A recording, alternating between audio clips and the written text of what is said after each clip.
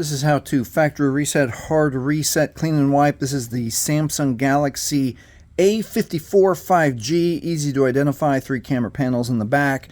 And here's how we do it. With the device off, hold down volume up and power at the same time. Volume up, power. Keep holding, and you can let go as soon as you see the Samsung Galaxy logo pop up. Now we are waiting for the Android recovery menu. At the Android recovery menu, we're going to scroll down to Wipe Data Factory Reset, and we're going to take a second to read this warning. If your phone is reset, you'll need to enter the Google account information, email address, and password associated with this phone to be able to use it again. So you have to keep at you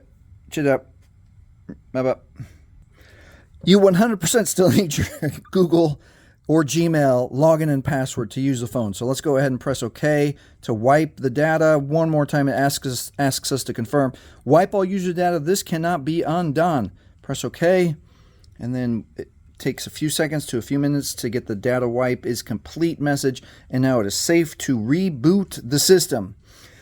And that is how you factory reset, clean and wipe, erase everything off of your Samsung Galaxy A54 5G. If this has helped you, please like, please subscribe. Thanks for watching.